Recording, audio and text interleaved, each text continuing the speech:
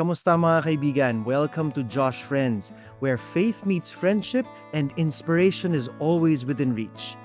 Ako po si Father Migs Ramirez, and as we step into another year together, I'm so glad you're here with us. For those just joining us, think of this as your spiritual tambayan, a place where we gather to share stories of faith through the amazing collection from Jescom exclusives, Stories of Faith. Whether you're a long-time listener or this is your first time here, tuloy po kayo. Part na kayo ng barkada namin. Each episode, we invite friends of the Jesuits to share something special from the Jescom Exclusives library. Readings from our books, song lyrics turned into poetry, and words that might be exactly what your heart needs to hear today. So, sit back, relax, and let's dive into another episode of heartwarming stories and uplifting messages. Are you ready? Let's go! Imagine your brain right now, one tab is your thesis, another is that email you need to send. One's playing your anxiety about money on loop, there's your family expectations, your career fears, that argument you had last week. We're running like browsers that never close, wondering why we can't focus, why we're always tired. What if peace isn't about doing more? It's about learning what to let go. I'm Christal Dela Cruz, and if you're listening to this while multitasking, which let's be honest, you probably are, this one's for you. So here's my reality. I'm a graduating communication arts student. Sounds simple, right? Except I'm also a content creator, a beauty queen, I host events, juggle brand collabs, and trying to build my portfolio. And somewhere in between all of that, I'm supposed to figure out what's next for my life. And you know what nobody tells you about being in your 20s? Trying to build something? Your mind never shuts up. It's 3 a.m. and I am editing a video, but my brain is like, did you follow up on that email? What if they think you're unprofessional? Also, remember that thing you said during the hosting gig last month? Cringe. Everyone probably noticed. Oh, and by the way, your classmate just got hired at that dream company. What are you doing with your life? Sounds familiar? Kasi here's what I'm learning. And honestly, I'm still learning it. We treat our minds like we treat our phones. Lahat naka-open. Lahat naka-notif. We're constantly available. Constantly processing. Constantly on. Tapos we wonder why we're exhausted before the day even starts. That's why, when I came across this book from Jescom called Life Hacks from the Buddha by Dr. Tony Fernando, I had to pause. Because the title alone, Life Hacks, already speak my language. We're all looking for life hacks, right? Shortcuts, tips, ways to optimize our lives. But this book, it's not about doing more. It's about thinking differently. Let me read you something that stopped me in my tracks. One of the Buddha's key teaching is the story of the two arrows. The first arrow represents unavoidable pain, like losing a job or damaging your car.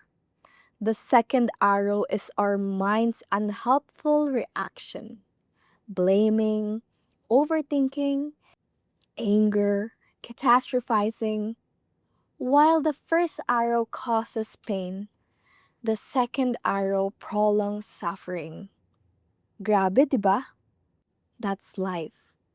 Yung grade na hindi mo inaasahan, yung gig na na-cancel, yung client na nag-ghost, yung classmate na hindi nag-contribute sa group work. Those things hurt.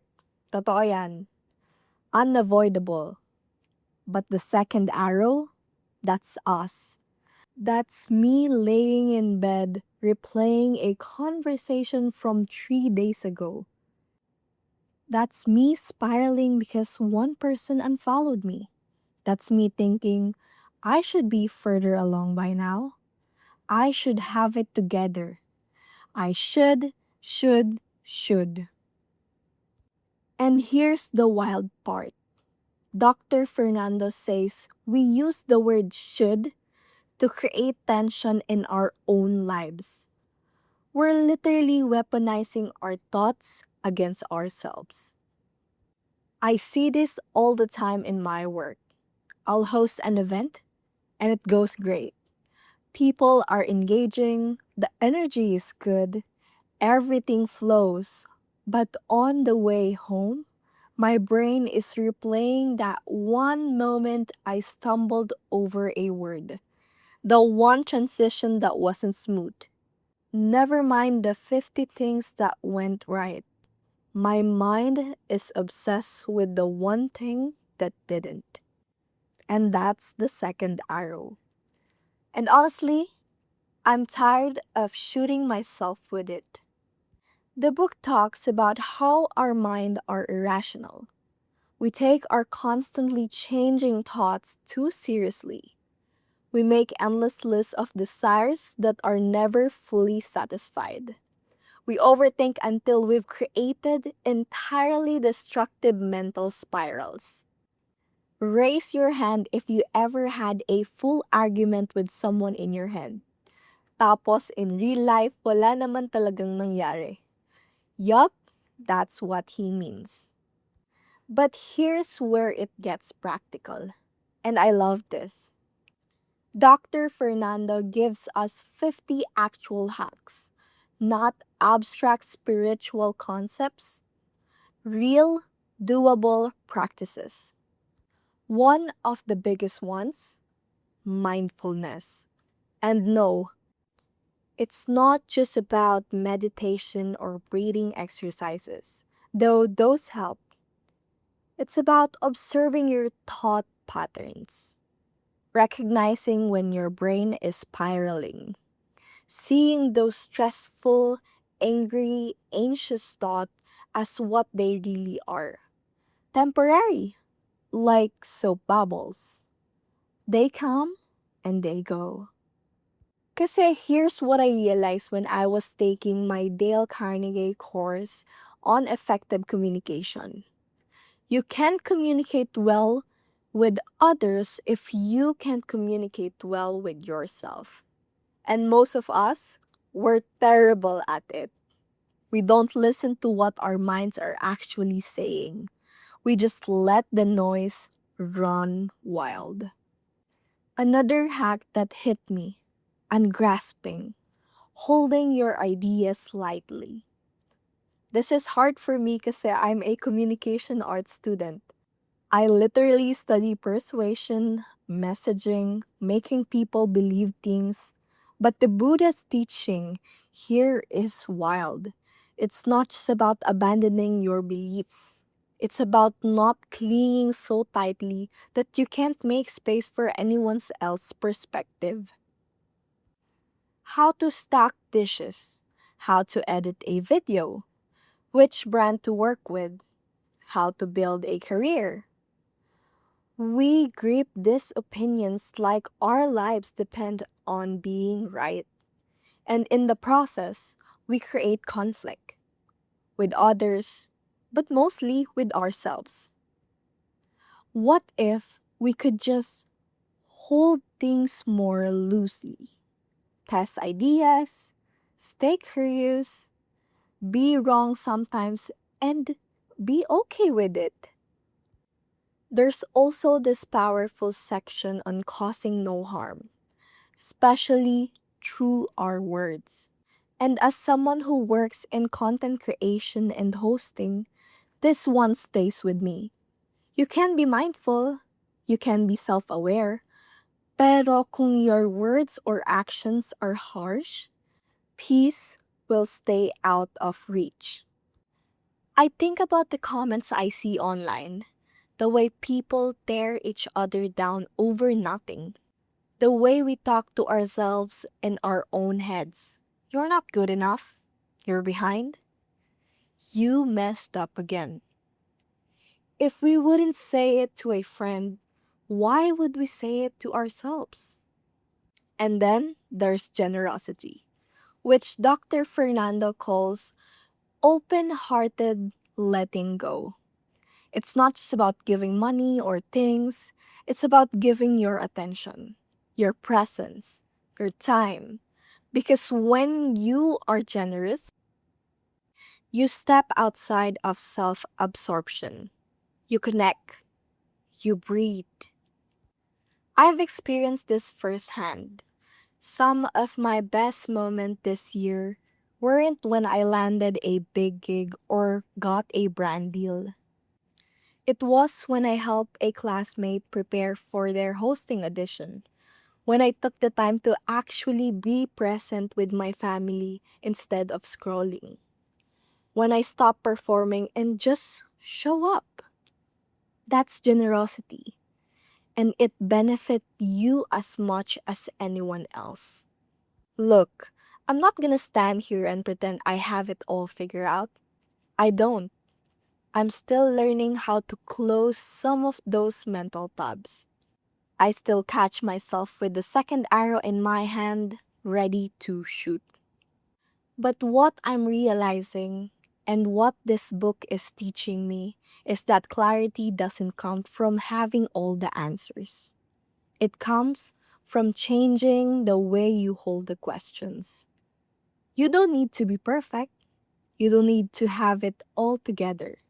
You just need to start noticing which thoughts are helping you, which ones are just noise. If you are a student navigating school and work and life and expectations, if you're trying to build something while your brain won't stop running, this book is for you. Life Hacks from the Buddha. It's easy to read, practical, and honestly, it feels like a conversation, not a lecture.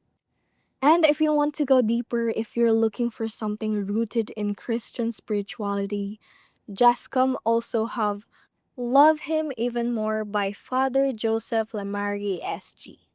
A 9-day personal retreat that invites you into silence and relationship with the Sacred Heart of Jesus.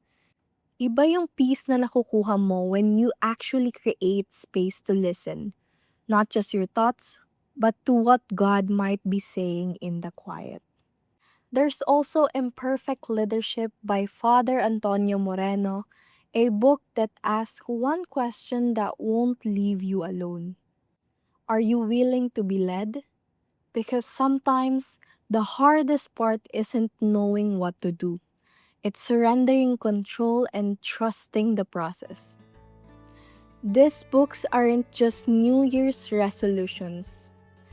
They are for the real, messy, everyday work of becoming someone who can actually live with peace instead of just performing productivity. So, here's my challenge for you and for me. This 2026, let's stop adding more tabs. Let's start closing the ones that don't serve us. Let's stop shooting the second arrow. Let's learn to hold our thoughts, our beliefs, our plan a little more lightly. Faith isn't just something we hold, it's something we live. And living, it starts with how we think. You can grab Life Hacks from the Buddha, Love Him Even More, and Imperfect Leadership at justcom.com.ph or Justcom exclusives. They're real companions for a real journey. Thanks for being here. I'm Christal and I'm still figuring it out, but at least I know which tabs to close. Let's do this year differently. Maraming salamat po mga kaibigan. I hope the words we shared resonated with you and gave you something beautiful to carry into your week. Remember, the full book, song, or resource we featured today, along with so many other inspiring materials, can be found at Justcom Exclusives Stories of Faith. And before we go, I want to remind you, in this journey of faith, hindi ka nag-iisa. We are all in this together, growing and discovering God's love in every conversation, every story, and every moment. Ito po si Father Migs Ramirez, and until we meet again, paalam at ingat mga kaibigan.